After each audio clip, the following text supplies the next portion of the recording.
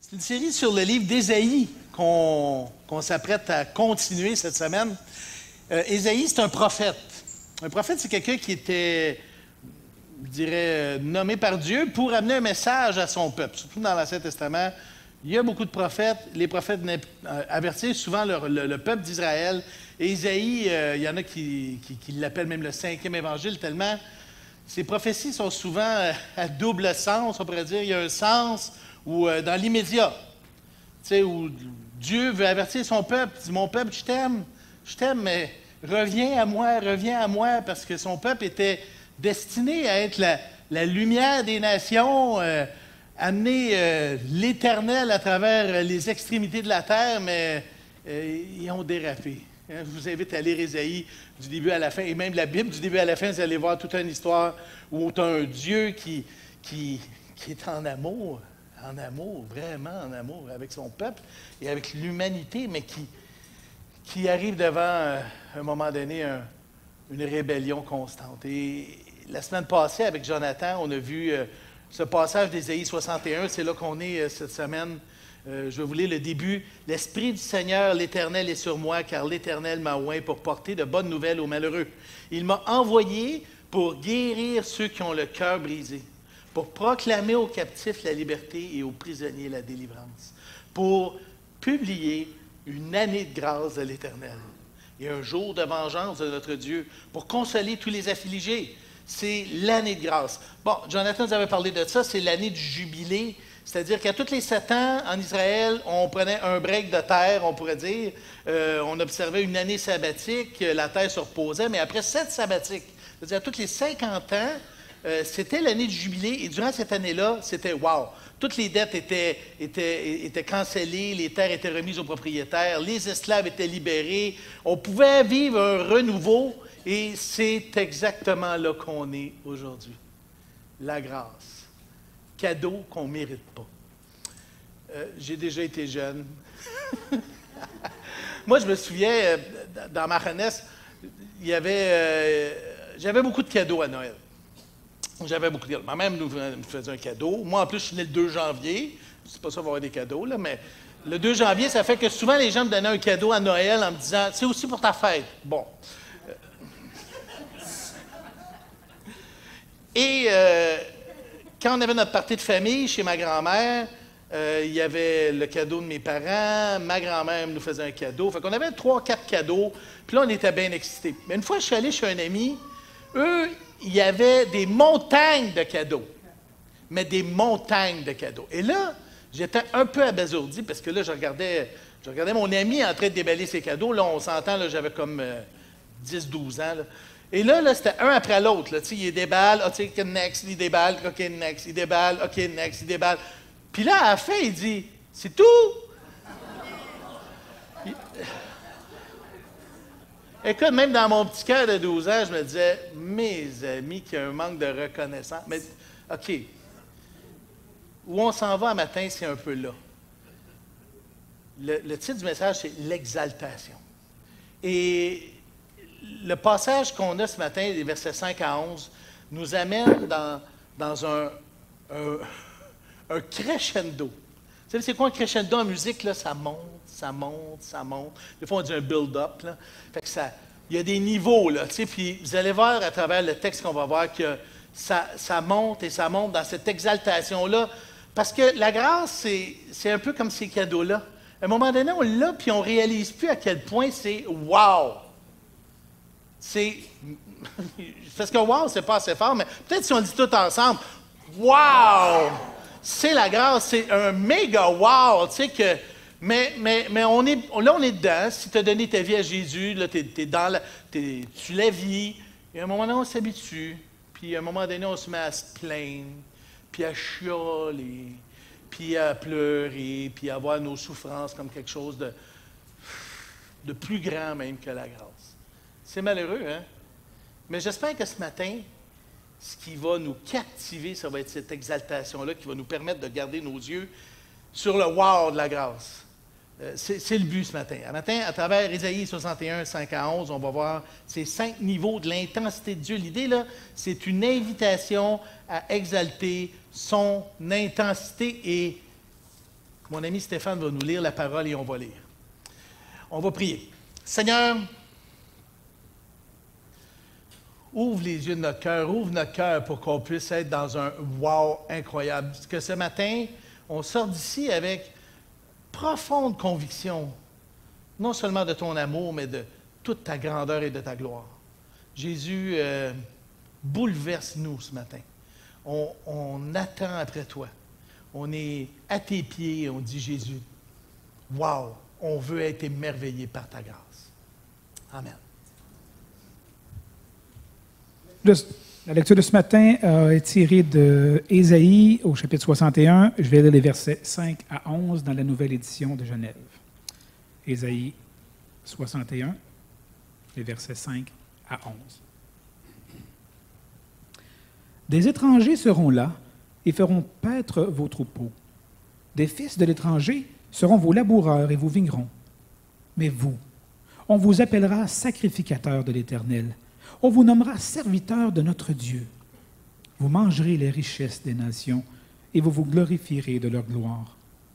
Au lieu de votre opprobre, vous aurez une portion double. Au lieu de l'ignominie, ils seront joyeux de leur part. Ils posséderont ainsi le double dans leur pays, et leur joie sera éternelle. Car moi, l'Éternel, j'aime la justice. Je hais la rapine avec l'iniquité. Je leur donnerai fidèlement leur récompense, et je traiterai avec eux une alliance éternelle. Leur race sera connue parmi les nations, et leur postérité parmi les peuples. Tous ceux qui les verront reconnaîtront qu'ils sont une race bénie de l'Éternel. Je me réjouirai en l'Éternel, mon âme sera ravie d'allégresse en mon Dieu, car il m'a revêtu des vêtements du salut, il m'a couvert du manteau de la délivrance. Comme le fiancé s'orne d'un diadème, comme la fiancée se pare de ses joyaux. Car comme la terre fait éclore son germe, et un jardin fait pousser ses semences, ainsi le Seigneur, l'Éternel, fera germer le salut et la louange en présence de toutes les nations. Amen. Amen. C'est la parole de Dieu. La parole de Dieu qui nous parle dans notre cœur, qui nous imbibe par l'intérieur. À travers ce texte-là, sérieusement, je capotais. Je vous le dis honnêtement, là. Je me disais, wow et re-wow. Ce crescendo-là qui commence au verset 5, des étrangers seront là, ils vous feront paître, et feront paître vos troupeaux, des fils de l'étranger seront vos laboureurs et vos vignerons. On va y aller par niveau, hein, parce que vous allez voir qu'à chaque niveau, il y a comme un wow de plus. Fait qu'à la fin des multiples wow, ça va être un méga wow. Fait qu'on va, avant de sortir de wow, on devrait être méga wow en dedans. Ça va être vraiment wow. Des étrangers seront là, ils feront paître vos troupeaux. Des fils de l'étranger seront vos laboureurs et vos vignerons. Imagine que, bon, là, le peuple d'Israël avait été exilé, justement, à force d'avertissement que Dieu a donné à son peuple. Exilé, et là, on a ce premier niveau de la prophétie. Il dit, vous allez revenir dans vos terres, et là, vous allez voir, ça ne sera plus pareil. Ça ne sera plus pareil. C'est plus vous autres qui allez vous occuper de vos troupeaux, c'est plus vous autres qui allez vous occuper de vos champs. Il y a des étrangers qui vont paître votre troupeau, des fils de l'étranger qui vont être vos laboureurs. Et là, on est dans le niveau messianique. Là. On est aujourd'hui où nous, là, l'Église, prenons soin du troupeau. C'est nous, hein? C'est nous, ça. On a été greffés. C'est le premier niveau de réaliser qu'on est greffé. Notre identité, là, maintenant, est connectée à Dieu. On était étrangers, on était complètement ignorants, on était éloignés, et Dieu nous a pris, et il nous a greffés à toutes ses promesses. Toutes ces promesses qu'il a faites à Israël. Ésaïe, dans Romains 10, si vous voulez voir toute cette progression-là, de cette réalité-là d'Israël et de l'Église, Romains, les chapitres 9 à 11 sont des chapitres fantastiques pour comprendre toute cette richesse-là de dire que, wow, on a été greffés à toutes les promesses de Dieu. Romains 10, 20 dit, Ésaïe pousse la hardiesse jusqu'à dire, j'ai été trouvé par un peuple qui ne me cherchait pas, je me suis fait manifester à ceux qui ne me demandaient pas. C'est nous, ça. On est choisis par Dieu, on est greffé à sa famille, on est connecté avec lui. Il nous a greffé à sa promesse en accomplissant en Jésus toute la loi et en offrant au monde entier le salut par la foi. Autant qu'Israël cherchait la justice par la loi, nous maintenant, par la foi, cette loi-là est accomplie. On a une liberté, une vision des choses, une espérance qui n'a jamais été égalée dans toute l'histoire de l'humanité. Il y a quelque chose à dire « wow » là-dessus. Je ne l'entends pas, là? Je cherchais des commentaires sur ce passage-là et tous les commentaires s'entendaient pour dire « oh non, là, on se tourne vraiment vers l'Église. » Fait que toi, là, tu es l'Église aujourd'hui, tu dis « OK, qu'est-ce que ça me donne? » Mais ça me donne que maintenant, je suis greffé à Dieu. Tu n'es pas l'Église un matin, tu n'as pas pris de décision pour Dieu. Je peux juste te dire, un matin, regarde ce que Jésus a pour toi. Il veut te greffer à lui littéralement.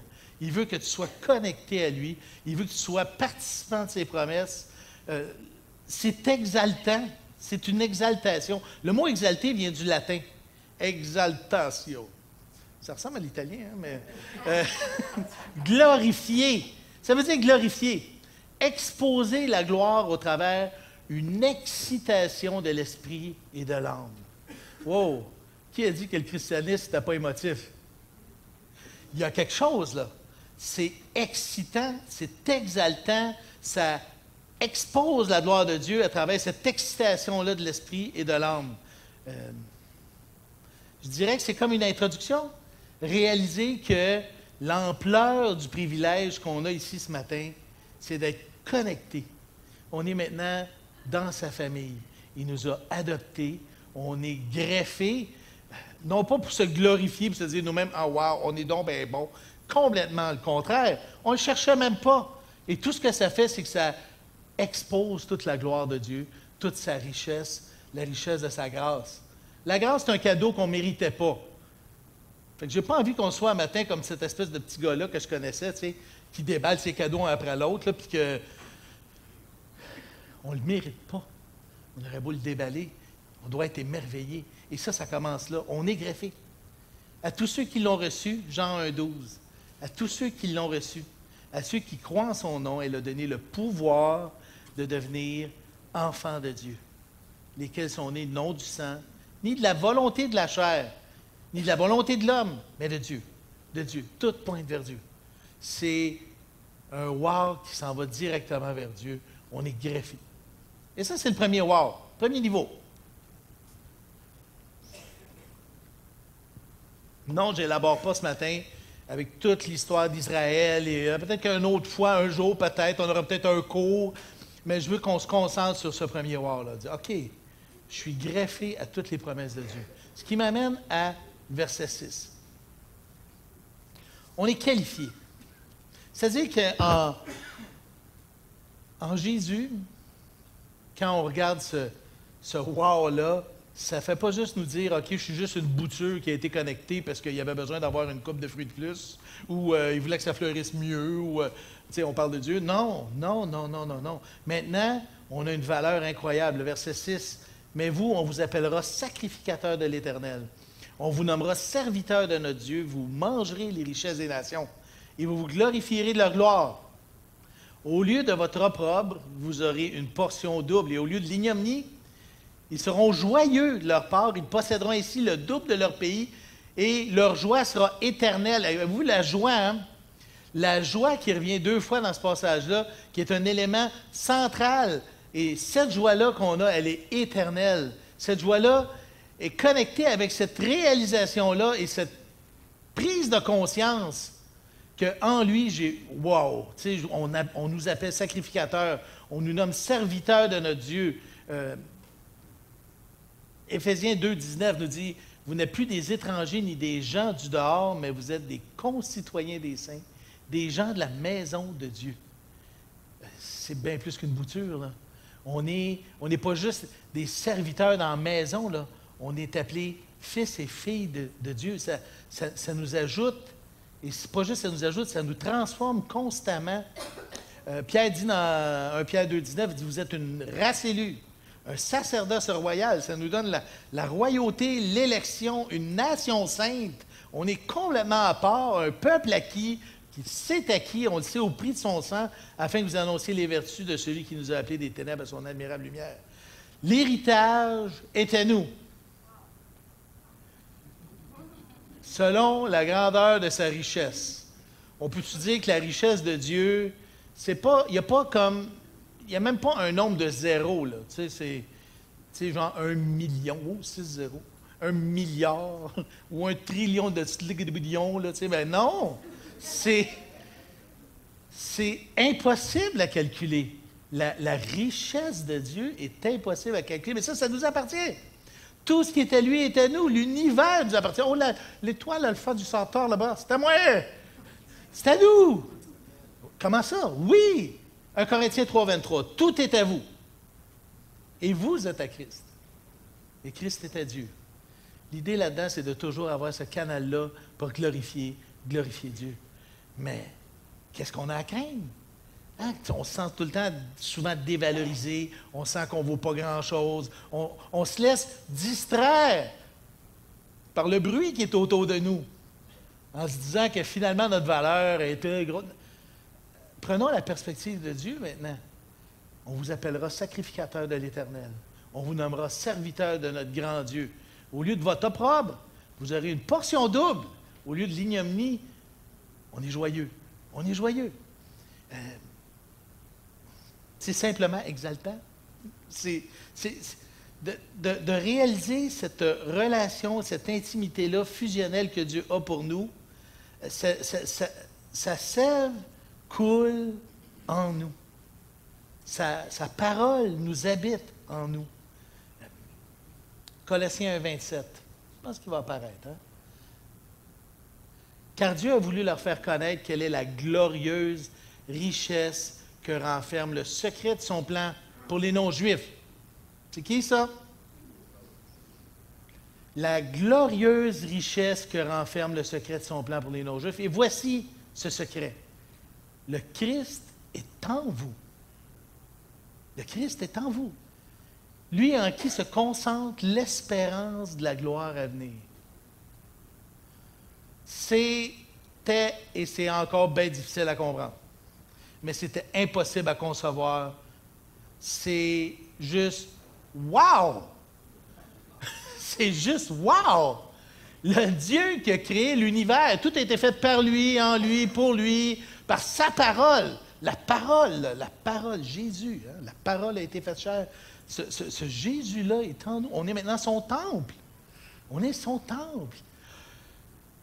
Tu te demandais si tu avais de la valeur en rentrant ici ce matin. Tu as la valeur de ce qui t'habite, mon ami. Tu vaux ce que tu es. Et maintenant, ce que tu es, c'est royal.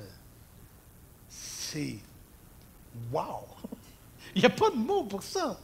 La langue française n'a juste pas de mots pour mettre ce niveau d'exaltation-là.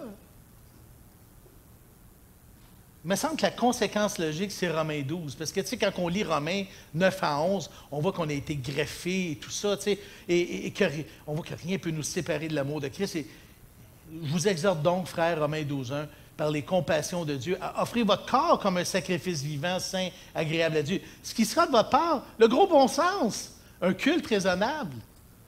On est des sacrificateurs nouveau genre, les sacrifiés, des sacrificateurs qui se sacrifient. Plus besoin de sacrifier des moutons, des poules. Désormais, on exalte Dieu à travers notre vie. Et c'est ce sacrifice-là qui plaît à Dieu, afin que vous annonciez les vertus de celui qui vous a appelé des ténèbres. Le mot annoncer est intéressant, c'est exposer quelque chose qui est inconnu et que nous, on connaît. Ce quelque chose-là, c'est Christ en nous.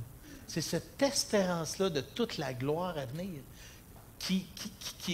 on ne peut même plus dire c'est mon camarade qui est à côté de moi. Là. Non, il est en nous. C'est dur d'être plus fusionnel que ça. Là. Wow! On est qualifié, pas juste parce qu'il nous a donné un coffre d'outils avec des dons puis des talents. On est qualifié en qualité pour le glorifier ici et maintenant.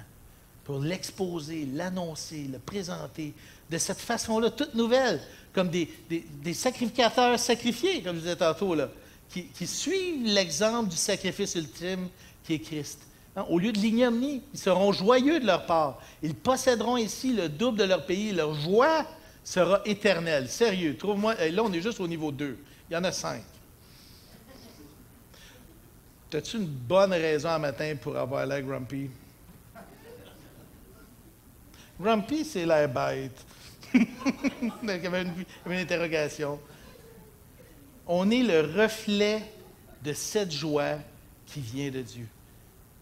C'est nous. On continue. C'est pas tout. Non seulement on est greffé, on est qualifié, mais on est justifié. C'est les versets 8 et 9. Car moi, l'Éternel, j'aime la justice et je hais la rapine. La rapine, c'est le vol, enlever des choses, prendre des choses qui ne nous appartiennent pas. Je hais la rapine avec l'iniquité. Je leur donnerai fidèlement leur récompense et je traiterai avec eux une alliance éternelle. Leur race sera connue parmi les nations et leur postérité parmi les peuples. Tous ceux qui les verront reconnaîtront qu'ils sont une race bénie de l'Éternel. Dieu est amour, mais Dieu est juste. Sa justice, c'est un ballon, là. C'est pas comme un « Ah oui, je l'aime, mais je vais faire comme si c'était rien passé ». Il ne peut pas faire de chouchou non plus, notre Dieu. Notre Dieu est juste. Notre Dieu est parfaitement juste. Notre Dieu est parfaitement amour. Et pour équilibrer tout ça, on a Jésus qui vient, lui, prendre par amour le prix de la justice. Il vient mourir pour toi. Parce qu'on est tous des pécheurs. Et notre péché, non seulement nous sépare de Dieu, mais en plus nous éloigne et nous tue. On est mort spirituellement. Mais par Jésus, l'équilibre, la justice de Dieu est satisfaite et l'amour de Dieu est révélé, éclaté, exalté. Jérémie 32, 40 dit « Je traiterai avec eux une alliance éternelle. Je ne me détournerai plus d'eux. Je leur ferai du bien. Et je mettrai ma crainte dans leur cœur, afin qu'ils ne s'éloignent pas de moi. »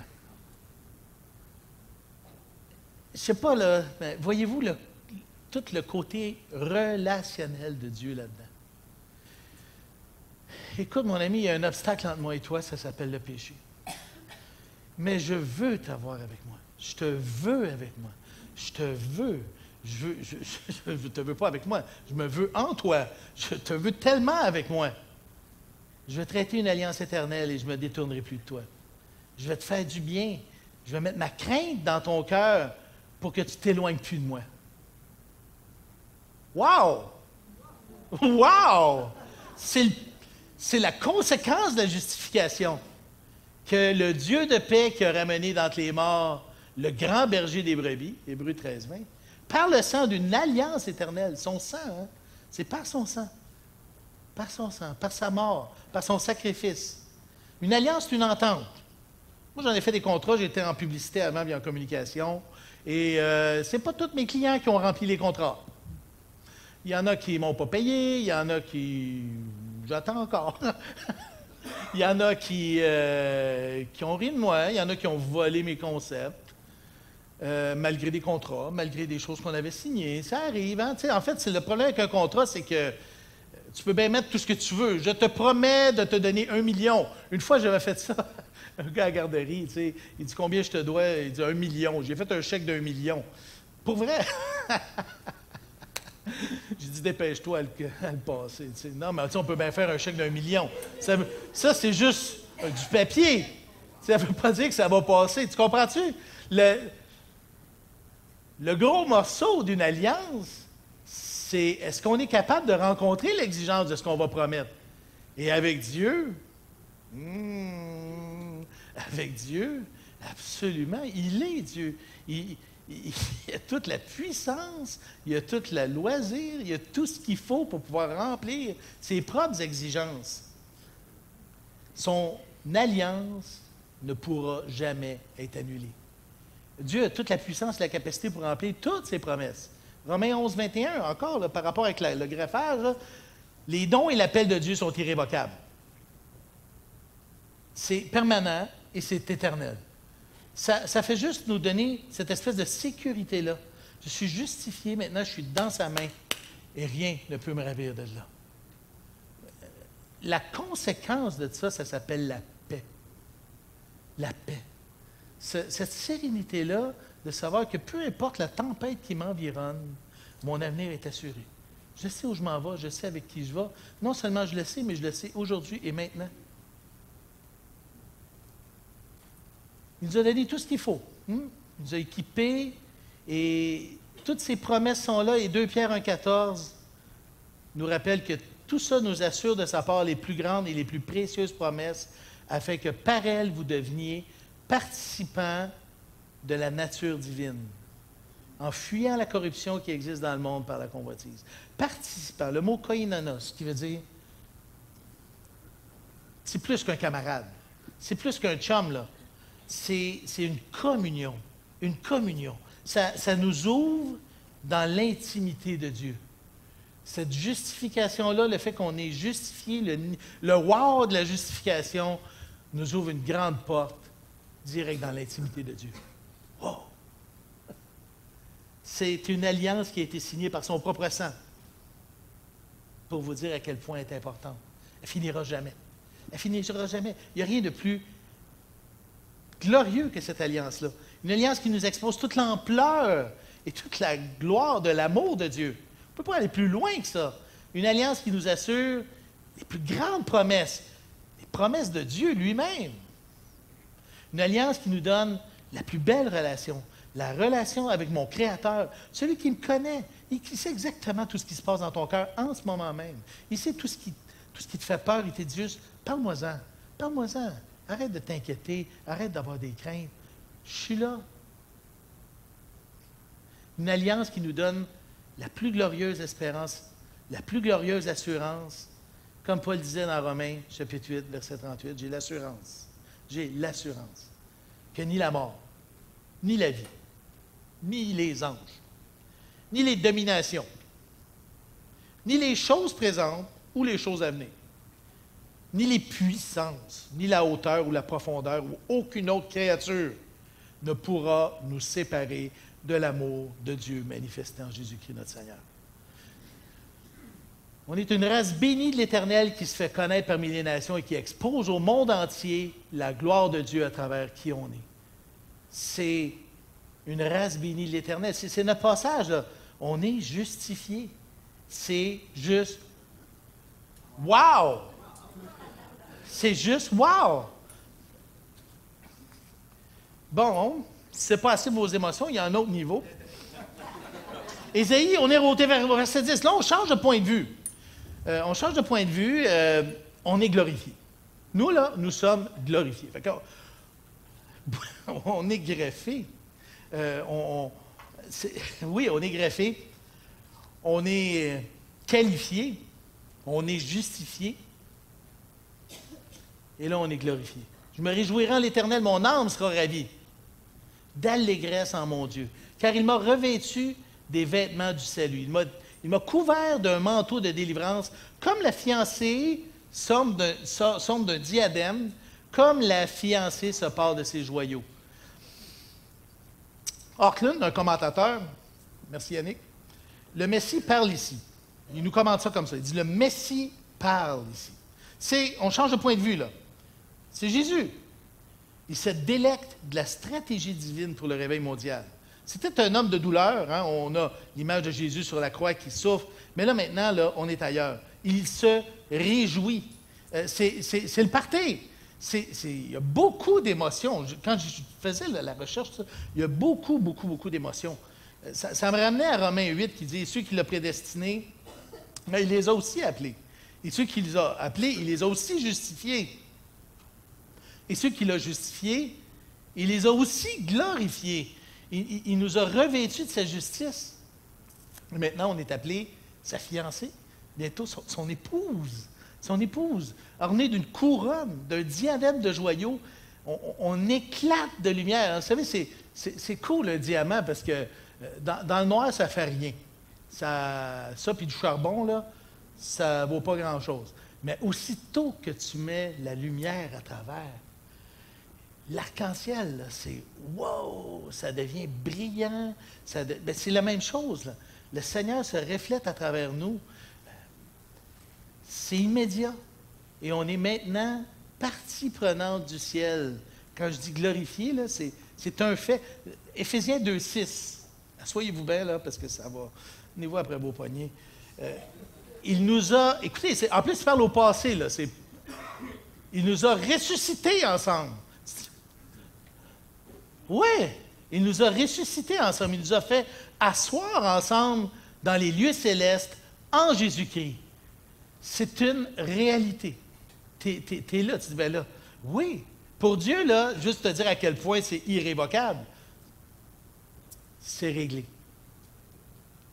Désormais, on est le diamant de Dieu, le reflet de toute sa gloire ici même. Là. La gloire de Dieu, c'est toute sa sainteté qui se reflète à travers sa gloire. Et ce n'est pas pour rien qu'il vient habiter en nous. Pour que cette lumière-là émane de l'intérieur et qu'on ne soit pas juste comme la lune.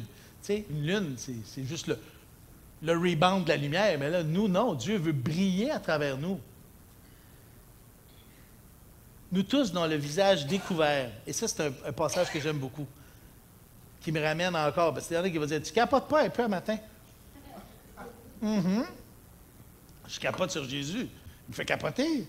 Tu sais, Éphésiens 2 Corinthiens 3, 18, qui parle à une église qui, on s'entend-tu, Corinthe, c'était pas dans son top 5, je dirais, des super cool églises qui va bien.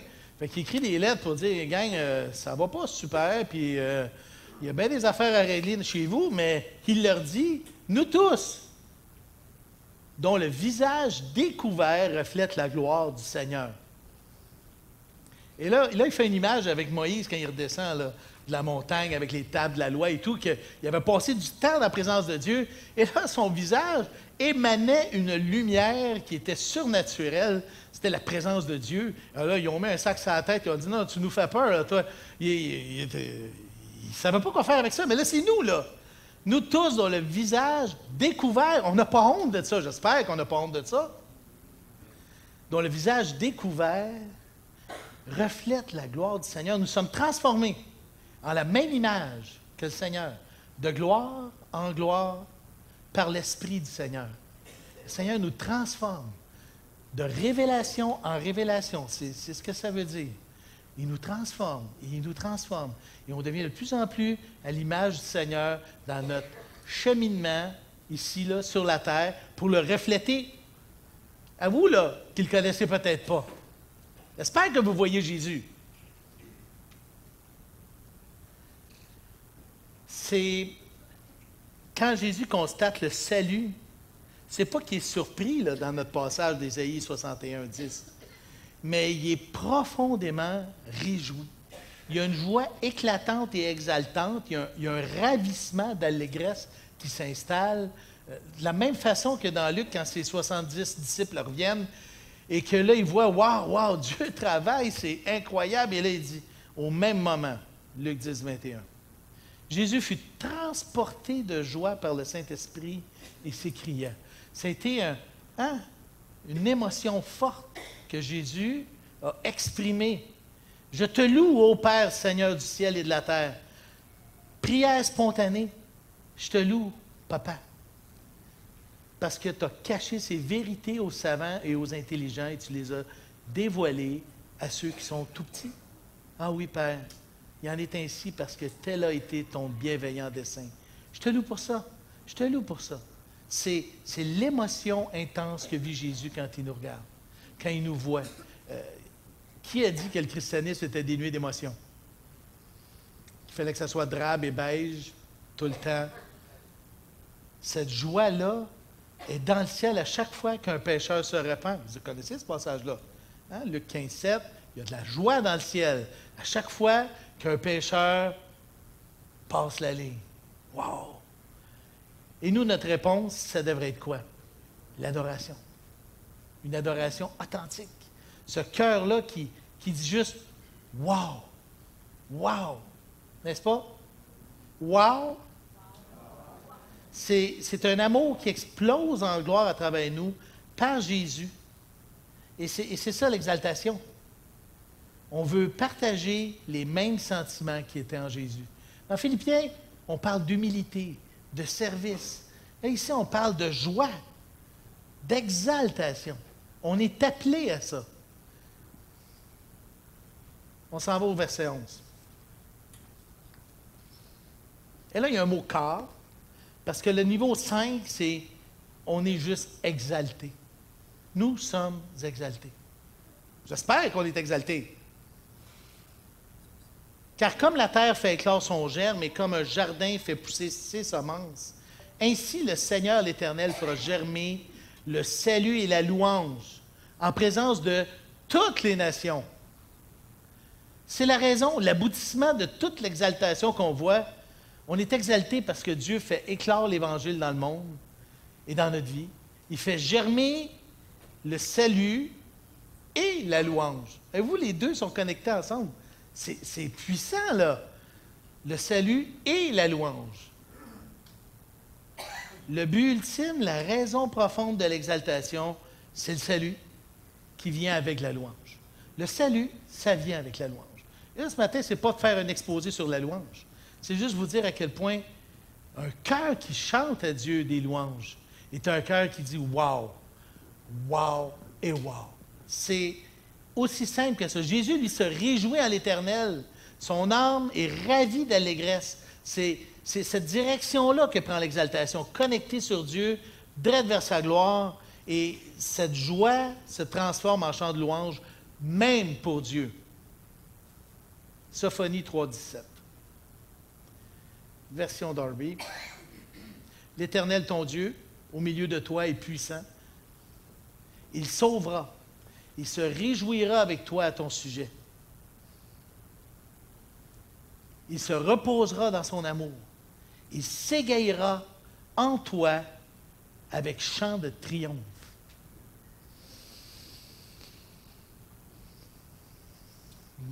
J'ai fini un livre qui s'appelle The Singing God. On a de la misère à imaginer Dieu chanter des chants de triomphe quand il voit l'œuvre du salut qui est accomplie en nous.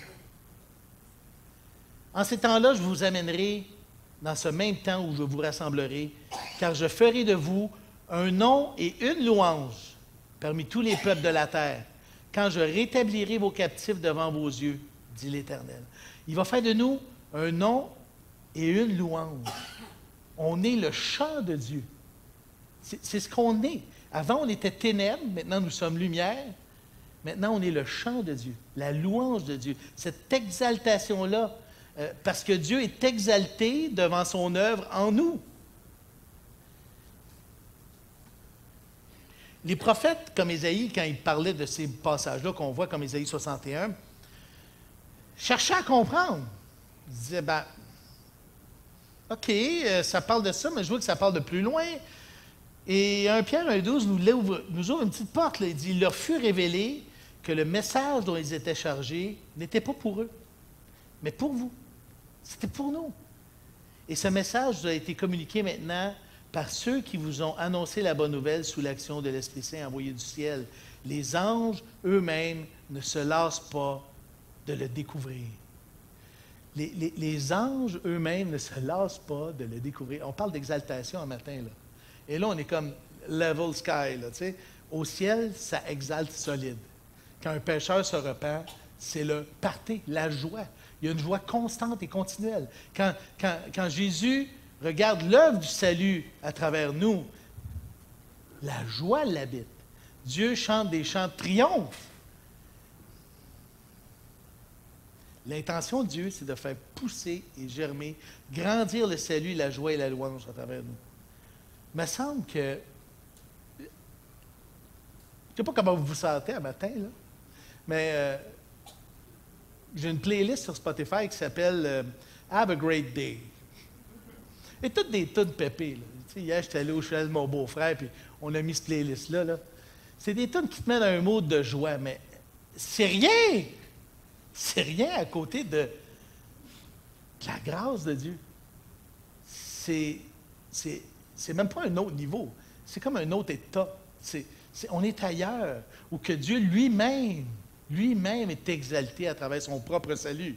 Fait que nous, imaginez, là, de ne pas être des auditeurs oublieux, d'être des enfants reconnaissants, des enfants qui regardent ce cadeau-là de la grâce, qui disent « Ah, wow, wow, wow! » Ça me remplit de joie. Est-ce que ça vous remplit de joie?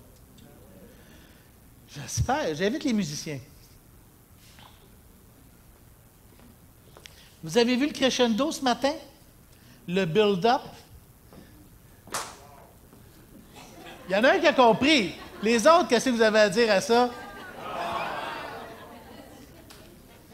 Wow! S'il y a un mot qu'il faut qu'on retire le matin, c'est pas de la haute théologie. C'est juste wow! Wow! Dieu nous a greffés, il nous a acceptés, on est dans sa famille, notre identité est en lui. Ensuite, il nous a qualifiés. Ses dons, sa richesse, non seulement il nous a qualifiés comme un coffre à outils, mais en plus, il nous a qualifiés en qualité. Notre valeur est en lui. Il nous a justifiés par lui, par amour. Il nous a libérés, il nous a rachetés. On a maintenant une relation comme ça avec lui, de fusionnelle. Fusionnelle. Il nous a glorifiés, couronnés, et il expose toute sa gloire à travers nous. Et maintenant, Dieu nous exalte. Le cœur du Seigneur bat devant son œuvre en nous. Et nous, notre réponse, c'est l'adoration. C'est l'émerveillement. C'est l'exaltation. C'est une émotion forte, là. Une émotion forte qui vient de l'intérieur et qui, je l'ai réécrit, là, excitation de l'esprit, déchaînement, élévation à un haut degré d'un sentiment. Et là, ici, on parle de la joie devant le salut. Et cette joie-là devrait s'exprimer à travers la louange. Et je suis content que tu es là, Christian.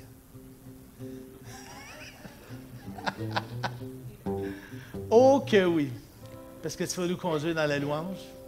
Tu vas nous amener vers un niveau d'exaltation que Dieu vit déjà, où il chante des chants de victoire, où les anges, quand ils constatent qu'une personne revient à lui, une personne vient à lui, la joie est dans le ciel. Quand un pécheur se repent, vous savez qu'on est tous des pécheurs, hein? Ça peut être aussi un pécheur qui revient à Dieu. Fait que pendant le temps, en plus on a le repas du Seigneur aujourd'hui, ça va être justement le bon moment de te ramener au pied de Jésus et de vivre cette intensité-là de la joie qui t'habite si Jésus est là. Parce que lui, il chante en dedans.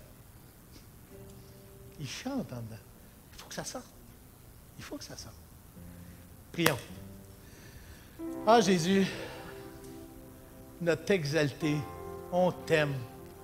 On t'aime, Seigneur, et on veut sortir de notre petit œuf d'où on se retient souvent parce qu'on a peur d'avoir l'air fou, on a peur de se comprimer les mains, on a peur d'élever nos mains vers toi, on a peur d'exploser de joie devant toi, alors que toi, tu es constamment en explosion et en extase devant ton salut, devant l'œuvre que tu fais. Je te prie ce matin, je te prie pour nous, je te prie pour chacun de nous ici ce matin, que Jésus explose de joie à travers nous. Expose ta joie à travers nous. Parce que ton salut est grand, parce que toi, tu es grand, parce que tu es glorieux, tu es merveilleux. Merci, Seigneur. Merci d'être là. Sans ton nom compris. Amen.